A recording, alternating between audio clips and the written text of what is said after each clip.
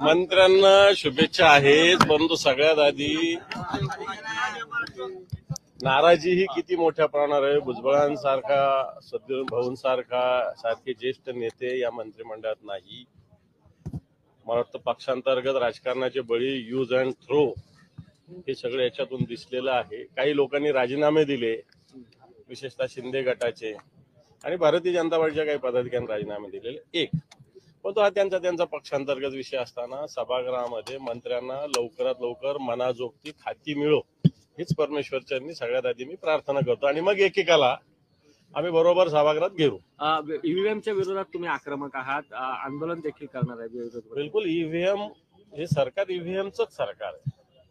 कारण सगळ्या गोष्टी जर बघितल्या मागच्या लोकसभेपासून तर या महाराष्ट्रात जनमत या आलेल्या सरकारच्या बाजूने कुठंच नाहीये. आणि ईव्हीएमचा चमत्कार या सरकार येण्यामध्ये झालेला आहे, आमचं स्पष्ट मत आहे. भाजपच्या शपथविधीनंतर शिंदे गटातील काही आमदारांनी नाराजी व्यक्त केली आहे. उद्धव साहेबांबरोबर असं तर अधिक मान मिळाला असं म्हटलेलं आहे. त्याच्यासाठी ठाकरे गटाचे दरवाजे खुले असतील का? मला असं वाटतं असे एक नाही, अनेक लोकांची हीच मानसिकता आहे. काही मी सांगितलं ना, काही जणांनी राजीनामे सुद्धा दिलेले इंटरनल पक्षांतर्गत, काही देतील आणि काही बॅग बांधून पुन्हा आपल्या मतदारसंघात आपल्या गावाकडे कालच निघून गेले. प्रकाश सुर्वे म्हणाले योग्य वेळी योग्य निर्णय घेईल. प्रकाश सुर्वे चर्चा करा, तयारी आहे का विरोधकांची? देवेंद्र फडणवीस विधिमंडळात चर्चा करा, बाहेर माध्यमांवर चर्चा करण्यात? बिलकुल करू ना.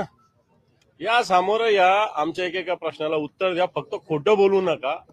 कारण सातत्यानं तुम्ही खोटं सगळी माहिती आव मोठा आणता नसतं, साप म्हणून भोई थोपटायचा प्रकार करत असतात. मला असं वाटतं आमची तयारी. हिंगोलीमध्ये परभणी असेल, हिंगोली असेल, ईव्हीएमचा मुद्दा ऍड करून दिला यावेळेस असं त्यांचा आरोप आहे. हे चला त्यांचीच मागच्या वेळेची भाषणं ऐका तुम्ही आणि ते झालं का एवढंच विचारा, बाकी काही माझं म्हणणं. परभणीची घटना असेल, पुण्याची घटना असेल, राज्यात कायदा सुव्यवस्था कशात एसटी महामंडळात माझ्याकडेची माहिती आहे 1300 बसेस भाडे तत्वावर घेण्याचा निर्णय झालेला आहे. आणि याच्यात अधिकारी आणि सरकारमधील काही लोक काही एजन्सींना हे भाडे तत्वावर बसेस देण्यासाठी टपून बसलेले आहे. कारण मागच्या काळामध्ये विथ डिझेल जवळपास 47 रुपये किलोमीटरनी गाड्या उपलब्ध होत्या आणि आता विदाऊट डिझेल जवळपास 41-42 रुपयांना गाडी मिळते. याचा अर्थ डिझेलचा भाव 5 रुपये का फक्त?